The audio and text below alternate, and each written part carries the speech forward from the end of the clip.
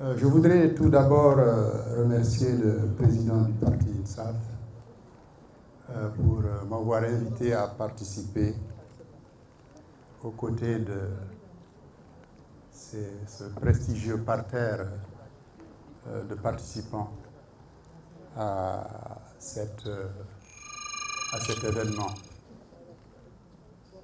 Je me réjouis modestement d'être au sein de ce panel marqué par la présence de celui qui fut mon patron à New York et qui fut également mon patron au ministère des Affaires étrangères où j'étais directeur et bien entendu dans mes différentes positions en tant qu'ambassadeur de notre pays à l'étranger. Je veux parler du ministre Ahmed Sid Ahmed qui a contribué grandement à ma formation de diplomate. Je lui en suis très reconnaissant. Je salue également, bien sûr, la présence de mon ami, le ministre Ismaël Cheikh Ahmed, avec lequel j'ai eu l'occasion également de vivre à New York, lui aux Nations Unies, moi comme numéro 2 de la mission permanente de Mauritanie. Je dois m'exprimer sur les opportunités et les défis de la présidence mauritanienne de l'Union africaine. En effet, comme vous le savez, au mois de février dernier, le président de la République, son Excellence Mohamed Ould Cheikh Ghazouani, a été à l'unanimité élu président en exercice de l'organisation continentale. Au-delà de la lourdeur de cette responsabilité, je pense que nous, peuple mauritanien, nous devons surtout être fiers que le président de la République ait été choisi par ses pairs pour diriger l'organisation continentale dans une période particulièrement difficile, aussi bien pour l'Afrique que pour le monde. En effet, la présidence de l'Union africaine, qui dure une année, est très prenante, aussi bien en temps qu'en moyens logistiques. Mais je crois qu'au-delà de ces contraintes, le plus important, c'est surtout ce que le président en exercice apporte pour son pays comme rayonnement et comme, n'est-ce pas, la valorisation de cette fonction parmi ses pairs et aussi au niveau international. Bien gérer, c'est une responsabilité de laquelle le pays tire grand profit. Aujourd'hui, nous sommes heureux parce que c'est le cas.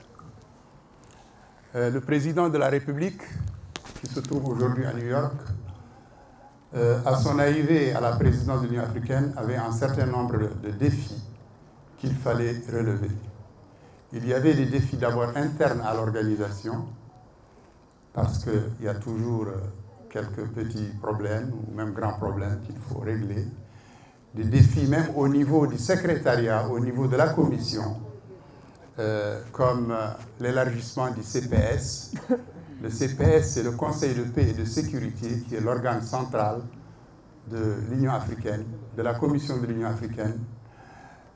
Chaque région de l'Afrique a un certain nombre de pays membres, et la région nord-africaine à laquelle nous appartenons est lésée par rapport aux autres régions, notamment par rapport à la CEDEAO, qui a 4 membres, et la région nord-africaine en a 2. Et tous les autres pays, toutes les autres régions disposent de 3 sièges. Le président de la République a trouvé cette question sur la table de négociation pour un peu équilibrer la représentation au niveau de ce comité. Je pense que les discussions sont en cours et une réunion avait été d'ailleurs organisé juste après le sommet, peut-être un mois après, pour justement discuter des questions relatives à la meilleure marche de la Commission de l'Union africaine. En dehors de cet agenda interne, je pense que, comme vous le savez tous, le rôle du président en exercice est un rôle de représentation. En fait, l'Afrique s'exprime à travers la voix du président en exercice. Les positions africaines sont relayées par le président en exercice. Naturellement, les résultats obtenus à travers le dynamisme et la force de conviction de ce président-là, je pense, sont extrêmement importants pour le continent et encore plus pour le pays dont est issu le président en exercice. Le président de la République, à son arrivée à la tête de l'Union africaine, a, n'est-ce pas, eu devant lui, dans son agenda, un certain nombre de défis qu'il faille relever. Il est arrivé à un moment extrêmement difficile. Nous ne pouvons pas lister tout ce qu'il y avait comme défi sur le plan politique, sur le plan sécuritaire et bien sûr sur le plan économique. Oui, pour revenir en arrière, vous savez aussi, il y a un dossier extrêmement important au niveau de l'Union africaine, c'est celui de la rationalisation des partenariats. L'Afrique se réunit avec d'autres régions, mais surtout avec d'autres pays. Donc les 54 États, parfois face à un seul pays. Une volonté de rationalisation est actuellement en cours et le président en exercice, le président de la République, a son leadership a donné des orientations assez claires et assez précises pour que la manière et la méthode et la participation du continent soient revues afin que les choses peut-être soient plus équilibrées.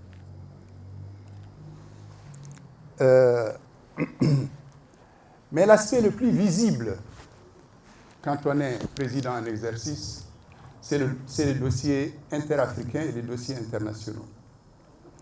Les questions les plus brûlantes aujourd'hui et qu'on peut appeler défis, qui ont été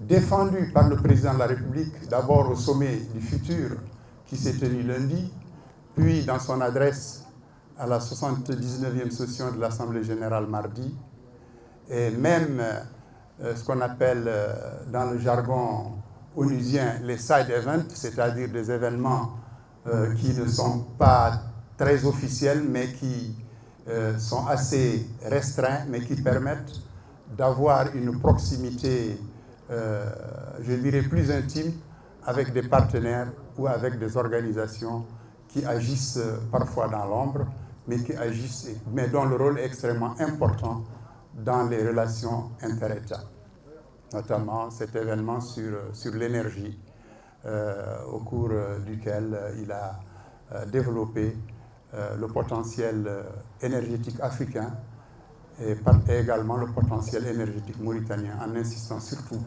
sur l'avenir que représente pour notre pays l'hydrogène vert d'ici l'horizon des années 50.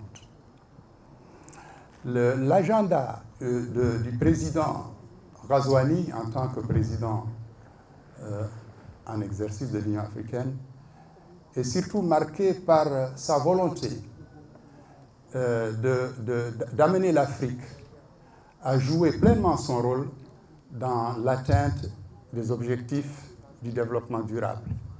Nous savons que ces objectifs vont arriver à terme en 2030, mais ils seront très difficiles à atteindre. Ce qui est important, c'est que ces objectifs-là, surtout l'éducation, l'énergie, la jeunesse, ce sont des objectifs qui entrent pleinement dans l'agenda 2063 de l'Union africaine, ce qu'il a développé d'ailleurs dans le sommet de l'avenir. Les défis auxquels le président en exercice de l'Union africaine est confronté, je pense que le problème le plus important, c'est les problèmes de sécurité. Que ce soit le Sahel, que ce soit le Soudan, que ce soit la Libye, la Corne de l'Afrique, l'Afrique australe, malheureusement, il y a beaucoup de foyers de tension et il y a des difficultés à imaginer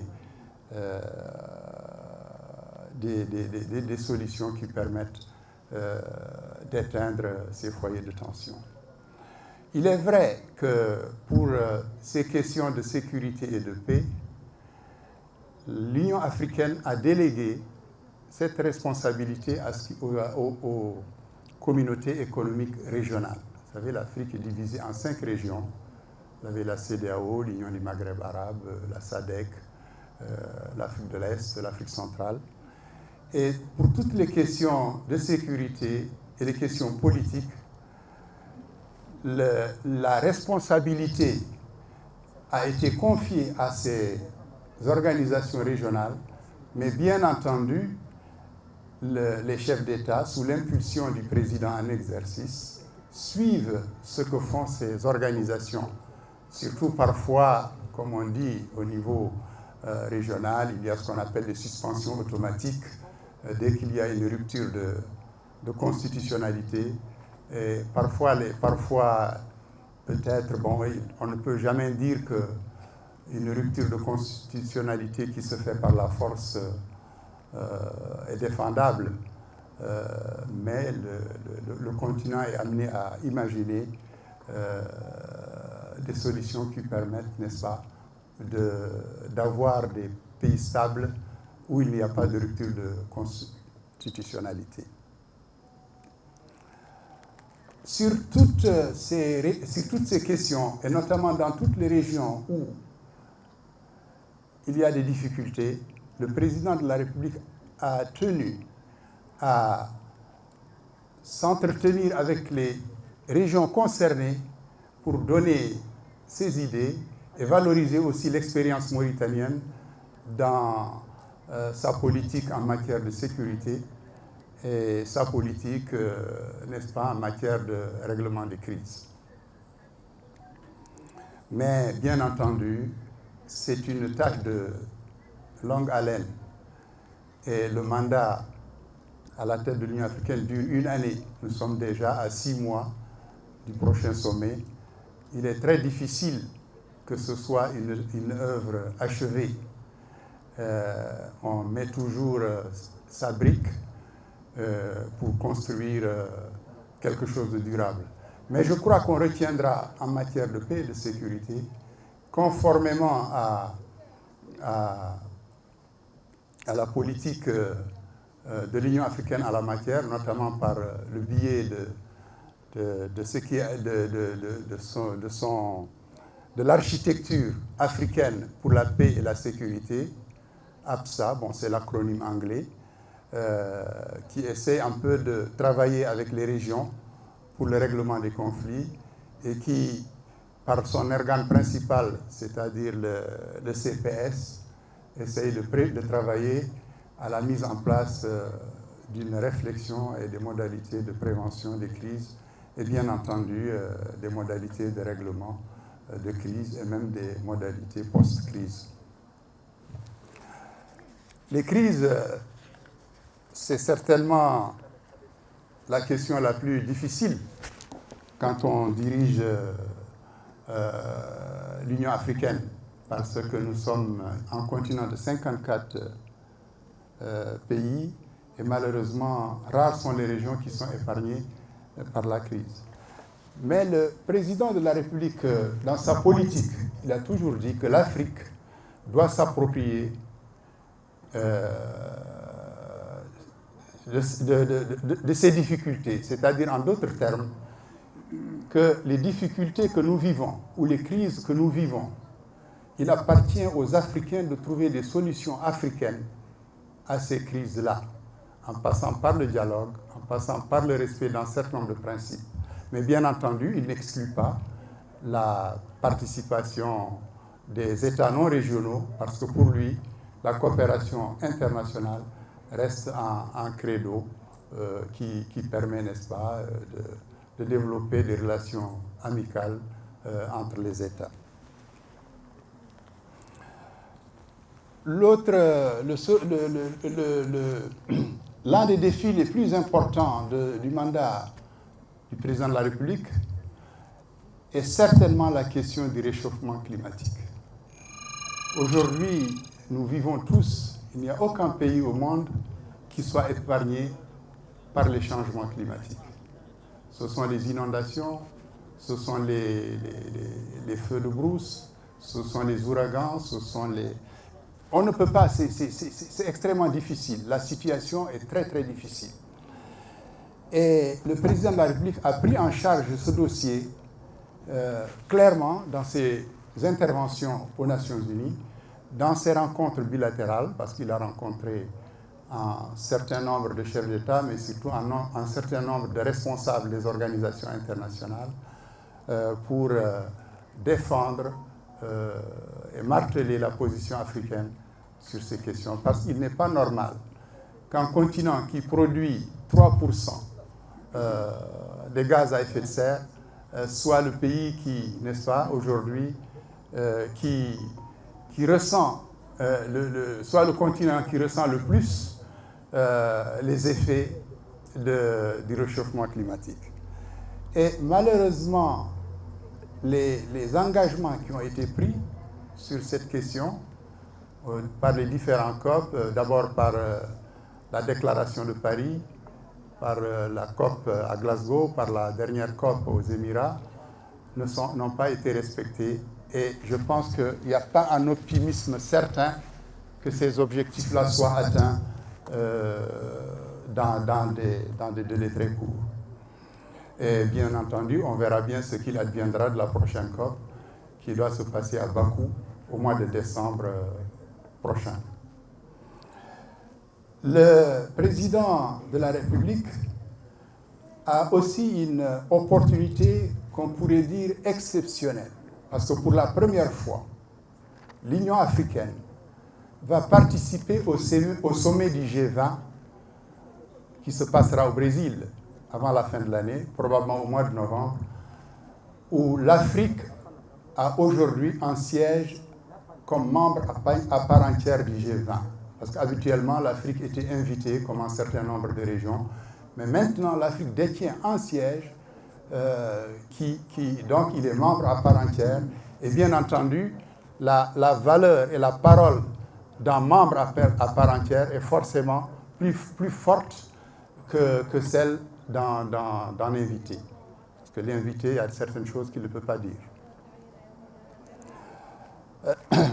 Il y a également la grande question dans laquelle je pense qu'il y a un défi majeur pour l'Afrique, c'est la réforme du système international, et notamment la réforme du Conseil de sécurité. C'est un débat qui dure depuis plus d'une trentaine d'années. J'ai eu la chance d'être aux côtés de l'ambassadeur Ahmed Sid Ahmed dans différentes rencontres à New York pour, n'est-ce pas, parler de cette question. Beaucoup de structures formelles et informelles avaient été créées, bon, le cercle des amis du secrétaire général, etc., etc. Mais c'est une question qui se pose depuis une trentaine d'années et qui, malheureusement, même s'il y a une évolution positive, n'est pas sur le point de s'arranger. En effet, il y a quelques années, je pense que d'un revers de la main, on disait non, c'est pas un sujet important, on n'a pas besoin d'en parler. Mais avec l'insistance et la volonté des États africains, je pense qu'un certain nombre de pays membres du P5, c'est-à-dire les 5 membres permanents, sont en train d'évoluer dans leur position, notamment la dernière déclaration du gouvernement américain qui accepte que l'Afrique ait 2 sièges, mais bien entendu avec le bémol, 2 sièges sans le droit de veto. Et comme disait un diplomate que le ministre Ahmed Sid Ahmed connaît bien, être au Conseil de sécurité membre permanent sans le droit de veto, c'est comme un taureau sans cornes. Donc cette question restera encore à l'agenda. La position africaine est claire. L'Afrique veut 2 sièges. C'est ce qu'on appelle le consensus des îles Unis, c'est ça.